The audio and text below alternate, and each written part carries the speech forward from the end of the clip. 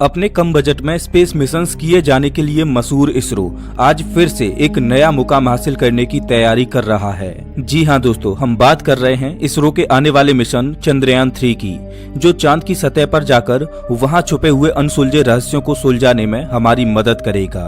फिल्मों के बजट से भी कम बजट होने के बावजूद अपने स्पेस मिशंस को सफलतापूर्वक अंजाम देने वाली स्पेस एजेंसी के रूप में मशहूर भारतीय स्पेस एजेंसी इसरो ने वो कारनामे कर दिखाए हैं जिसने दुनिया भर के वैज्ञानिकों को सोचने पर मजबूर कर दिया।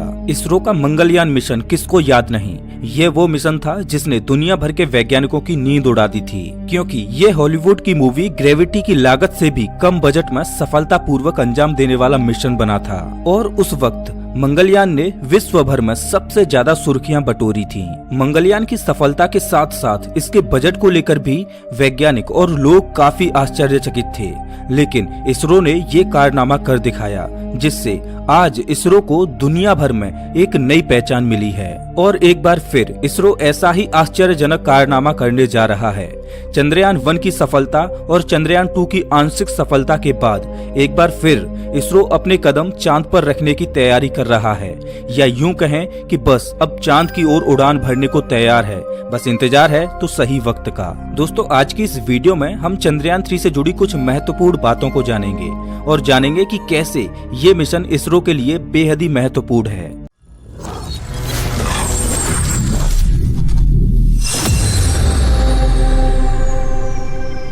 साल था 2008 जब इसरो ने पहली बार मून मिशन लॉन्च किया।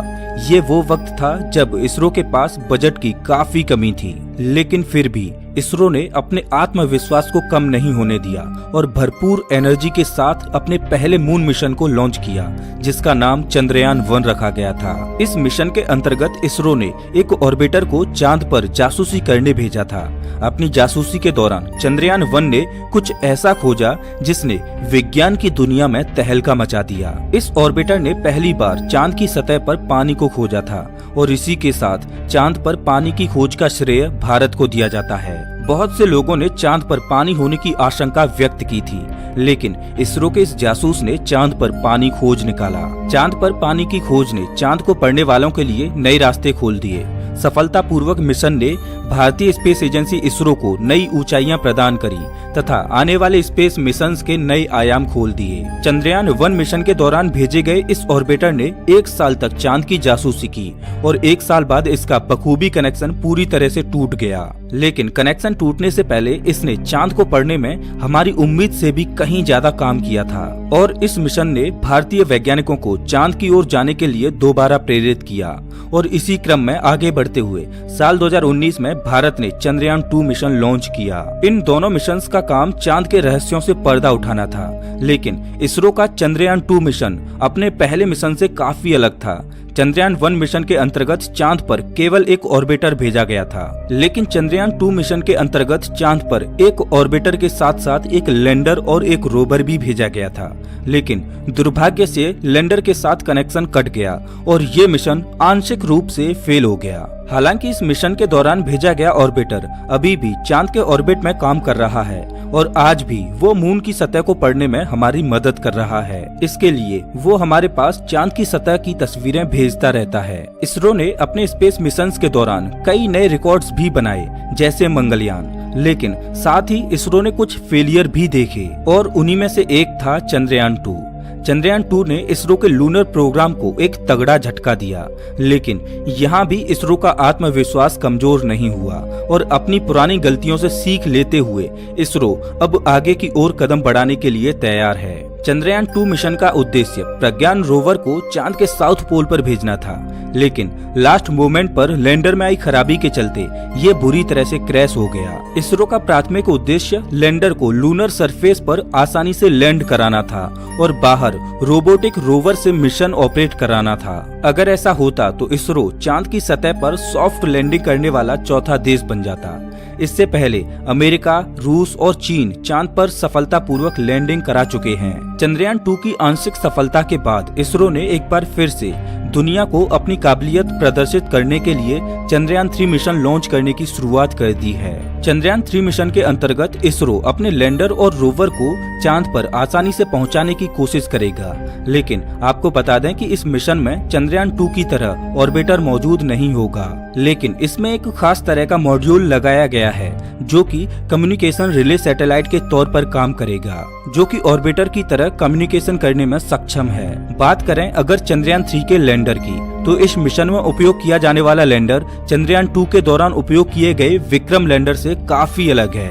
जहां एक ओर विक्रम लैंडर में 800 न्यूटन के 5 इंजन मौजूद थे, तो वहीं दूसरी ओर चंद्रयान 3 में उपयोग होने वाले लैंडर में 4 थ्रेटल एबल इंजन मौजूद होंगे। इसके अलावा चंद्रयान 3 में एक लेजर डोपर वेलोसीमीटर भी इंस्टॉल किया गया है, जो इस लैंडर को काफी खास बनाता है। इस इंस्ट्रूमेंट की मदद से लैंडिंग करते हुए लैंडर की स्पीड अच्छी तरह से डिटेक्ट की जा सकती है। इसके अलावा चंद्रयान 3 में यूज किए जाने वाली लैंडर के सॉफ्टवेयर और एल्गोरिदम में भी काफी चेंजेस किए गए हैं, जिससे कि कम्युनिकेशन और भी बेहतर हो सके। चंद्रयान 2 की कमी से सीख लेते हुए इसरो ने चंद्रयान 3 के लैंडर को बनाने में बहुत एफर्ट्स लगाए हैं। अब देखने वाली बात ये होगी कि हमारे वैज्ञानिकों द्वारा लगाए गए ये एफर्ट्स कितने कारगर साबित होंगे। जिस हिसाब से हमारे वैज्ञानिक इस मिशन को बनाने के लिए दिन रात मेहनत कर रहे हैं, उस हिसाब से इसकी सफलता के कयास अधिक लगाए जा रहे हैं। इस मिशन को 2022 के अंतिम महीनों में या फिर 2023 में लॉन्च किया जाएगा। हालांकि सबसे पहले इस मिशन को 2021 में लॉन्च किया जाना था, लेकिन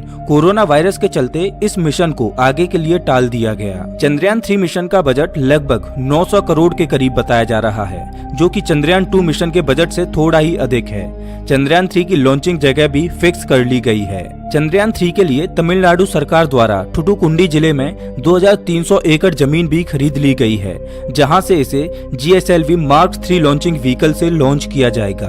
आपको बता दें कि GSLV Mark 3 रॉकेट इसरो द्वारा तैयार किया गया 3 स्टेज व्हीकल है, जिसे जियो स्टेशनरी ऑर्बिट तक कम्युनिकेशन सैटेलाइट पहुंचाने के लिए उपयोग किया जाता है, जो कि भारत के ताकतवर लॉन्च व्हीकल के रूप में जाना जाता है। चंद्रयान 3 भारत के लिए कई मायनों में काफी महत्वपूर्ण मिशन है।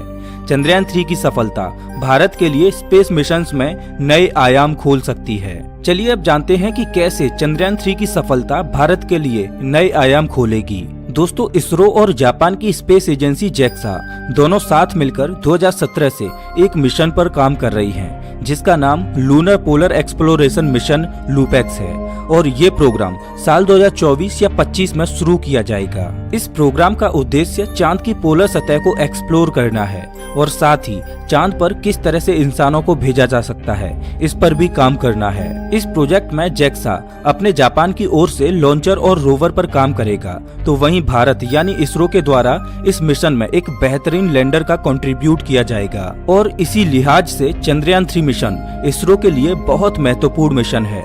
जैसा कि हम जानते हैं कि चंद्रयान 2 में हुए विक्रम लैंडर के क्रैश लैंडिंग से भारत की काबिलियत पर सवाल खड़े हुए थे, और क्योंकि जापान और भारत मिलकर जो मिशन करने वाले हैं, उसमें भारत की ओर से लैंडर दिया जाने वाला है, जिसमें अभी हमें सफलता नहीं मिली है। चंद्रयान 3 मिशन का मुख्य उद्देश्य चंद्रयान 2 मिशन में हुए फेलियर को सुधारने के साथ साथ इसरो के कम बजट में सफलतापूर्वक मिशंस को अंजाम देना तथा अपनी काबिलियत को बरकरार रखना है। अपने आत्मविश्वास को बरकरार रखने के लिए तथा जापान के साथ होने वाले अपने अगले मिशन के लिए चंद्रयान 3 मिशन का सफल होना बहुत जरूरी है। और अगर ये मिशन सफलतापूर्वक चांद पर पहुंच जाता है, तो भारत लूनर सरफेस पर सॉफ्टली लैंड करने वाला विश्व का चौथा देश बन जाएगा। इसके अलावा इसरो इस मिशन के द्वारा चांद पर नई खोज करने के साथ साथ चंद्रमा के रहस्यों को सुलझाने में भी काफी प्रयास करेगा। हम यही उम्मीद करते हैं कि हमारे वैज्ञानिकों का ये प्रयास सफल रहे और भारत स्पेस में अपने कदम बढ़ाता रहे।